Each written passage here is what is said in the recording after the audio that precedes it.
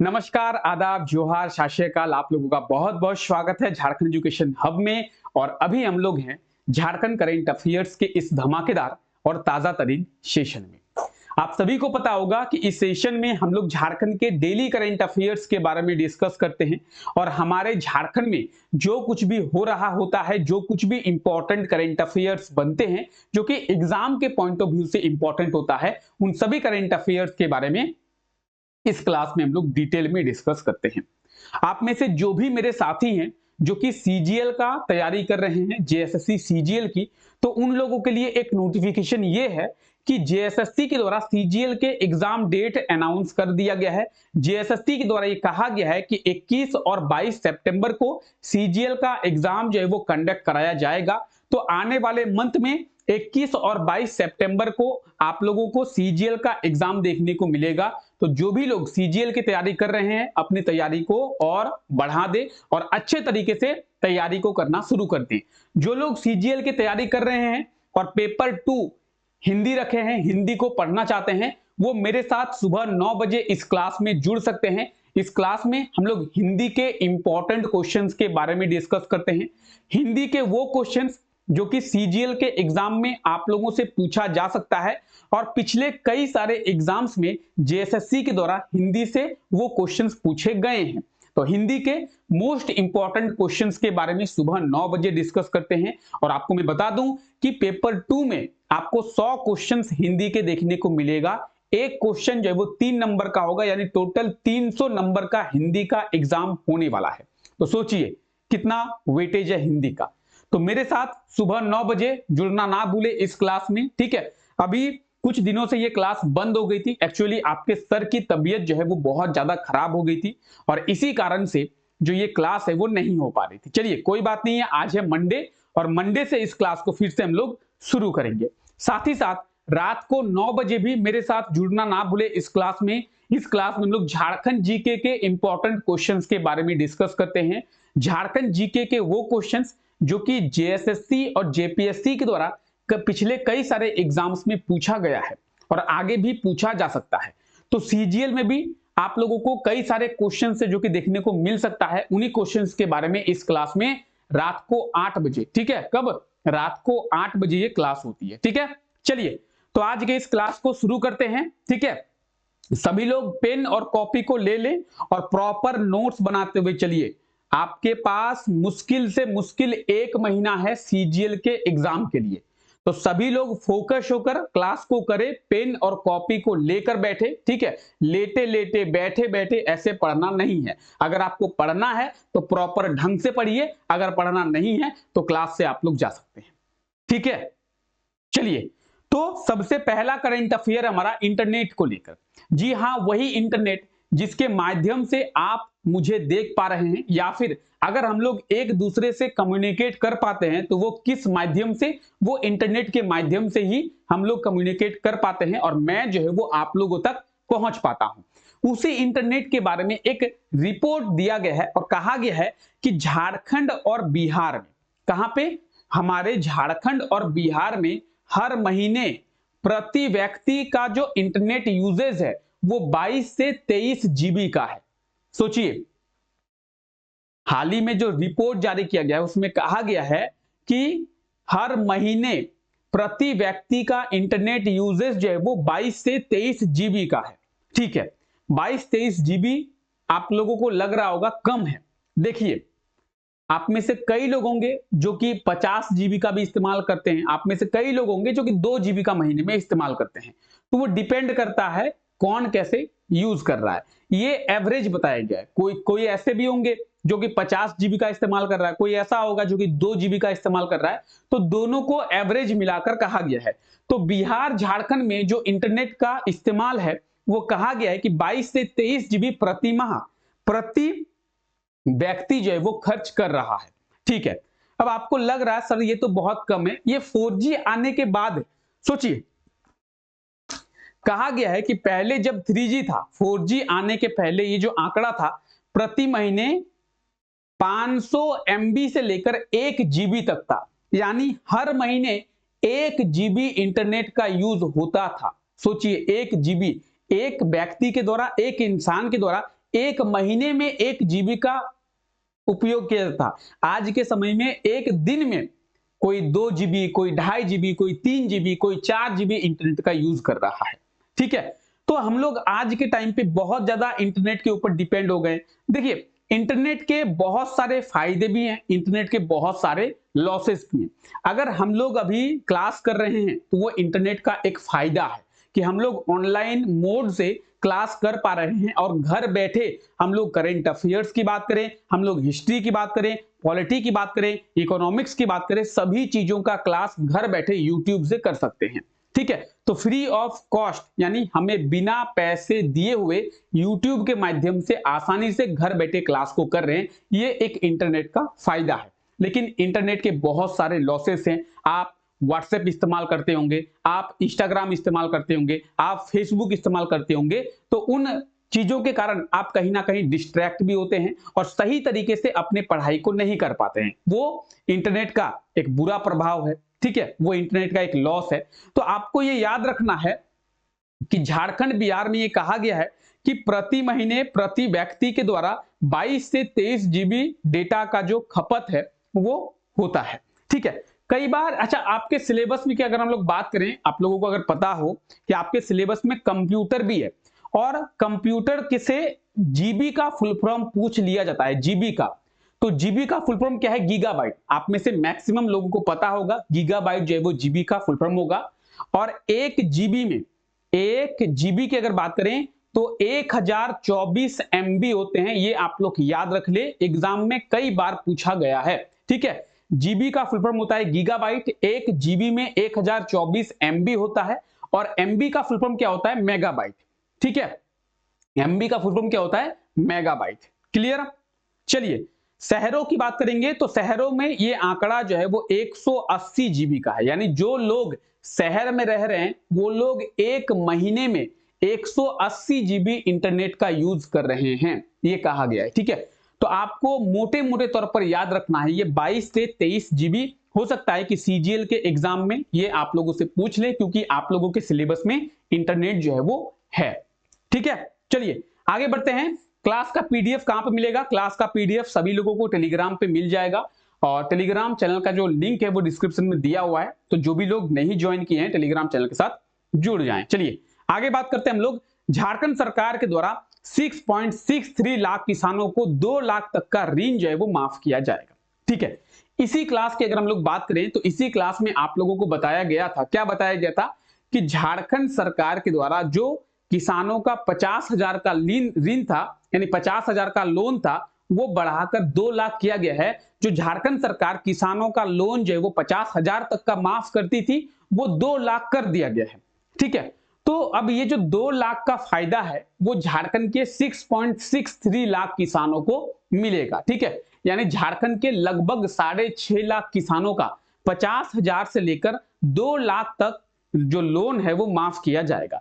अब ये जरूरी नहीं है कि 6.5 लाख लोगों का 2 लाख का ही लोन माफ हो। किसी का 1 लाख का लोन माफ किया जाएगा, किसी का 50,000 का लोन माफ किया जाएगा, किसी का 20,000 का लोन माफ किया जाएगा, किसी का 1.5 लाख का लोन माफ किया जाएगा, किसी का 1,80,000 का लोन माफ किया जाएगा, किसी का 1,20,000 का, यानी 2 लाख तक का जो लोन है वो झारखंड सरकार के द्वारा किसानों का माफ किया जाएगा। और इसमें झारखंड के 6.63 लाख लोग जो है वो शामिल होंगे, यानी 6.63 लाख किसानों को इस योजना का लाभ जो है वो मिलेगा। ठीक है, सभी बातें यहां पे रिटन फॉर्मेट में दी हुई है जिससे आप चीजों को देख पाएंगे। ठीक है, अगर हम लोग बात कर रहे हैं किसान की, अगर हम लोग बात कर रहे हैं कृषि की, तो झारखंड के कृषि मंत्री को आप लोग याद रखें। आप में से कई लोगों को लगेगा कि बादल पत्रलेख जो है वो अभी भी झारखंड के कृषि मंत्री हैं, ऐसा नहीं है। बादल पत्रलेख पहले झारखंड के कृषि मंत्री थे, लेकिन बादल पत्रलेख जो है वो अभी झारखंड के कृषि मंत्री नहीं है। यह है दीपिका सिंह पांडे। इनका नाम क्या है? इनका नाम है दीपिका सिंह पांडे और ये जो है अभी प्रेजेंट टाइम की हमारी झारखंड की कृषि मंत्री हैं। तो ये आप लोग याद रखें। ठीक है, चलिए आगे बात करते हैं हम लोग।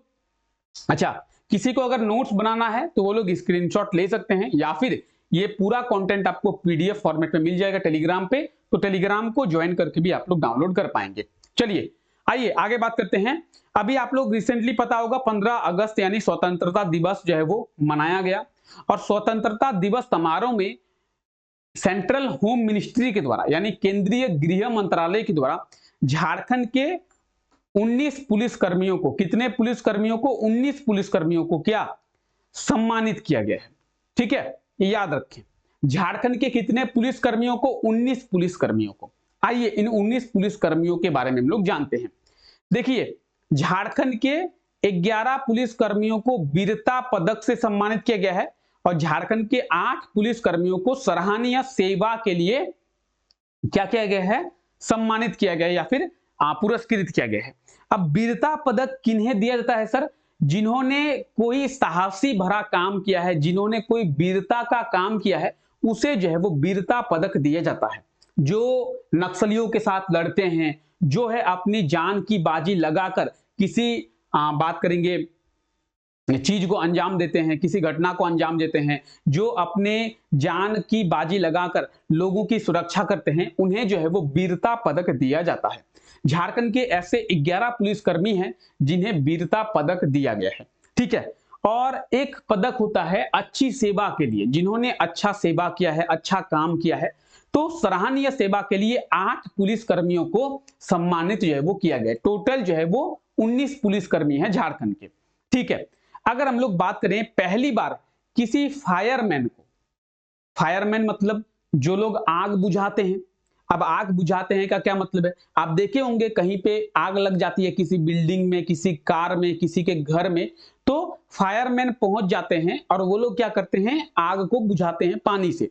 तो पहली बार किसी फायरमैन को वीरता पदक से सम्मानित किया गया है। झारखंड के निर्माण से लेकर अब तक ऐसा पहली बार हुआ है कि किसी फायरमैन को वीरता पदक से सम्मानित किया गया है। अब झारखंड में ऐसा पहली बार हुआ है और झारखंड के ये पहले व्यक्ति हैं। तो इनका नाम क्या है? प्यारेलाल तंबार। क्या नाम है? प्यारेलाल तंबार। आपको याद रखना है, प्यारेलाल तंबार जो है वो झारखंड के पहले व्यक्ति हैं जिन्हें जो है वो फायरमैन होते हुए वीरता पदक से सम्मानित किया गया हो। तो ये नाम आपको याद रखना है। हो सकता है कि एग्जाम में आप लोगों से पूछ लें, क्योंकि बहुत इंपॉर्टेंट है, पहली बार झारखंड में हुआ है। ठीक है, चलिए आगे बात करते हैं। CBSE secondary central board of secondary education, आप सभी को पता होगा सीबीएसई के बारे में, और आप में से कई लोग जो है वो सीबीएसई के स्टूडेंट भी रह चुके होंगे। ठीक है, तो सीबीएसई यानी central board of secondary education, उसका एक रीजनल ऑफिस जो है वो रांची में खोला जाएगा। सीबीएसई का कोई भी रीजनल ऑफिस झारखंड में नहीं है, इसीलिए सीबीएसई का जो रीजनल ऑफिस है वो रांची में खोला जाएगा। ये आपको याद रखना है। हो सकता है कि एग्जाम में आप लोगों से पूछ ले कि सीबीएसई का रीजनल ऑफिस झारखंड के किस शहर में खोला जाएगा, तो रांची में खोला जाएगा। अच्छा, सीबीएसई का फुल फॉर्म भी आप लोग याद रखें, एग्जाम में कई बार पूछ लिया जाता है कि सीबीएसई का फुल फॉर्म क्या है? Central board of secondary education. ठीक है, क्लियर? चलिए, तो सीबीएसई के द्वारा 6 नए रीजनल ऑफिस को खोला जाएगा। रांची, अहमदाबाद, गुरुग्राम, कोलकाता, लखनऊ और रायपुर, इन 6 शहरों में रीजनल ऑफिस जो है वो खोले जाएंगे, और इन 6 शहरों में से एक शहर हमारा रांची है। ठीक है, तो सीबीएसई का रीजनल ऑफिस अब झारखंड में भी खोला जाएगा, और झारखंड में कहां पे? तो रांची में।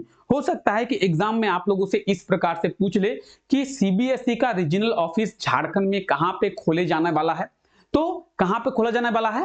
रांची में। याद रखेंगे।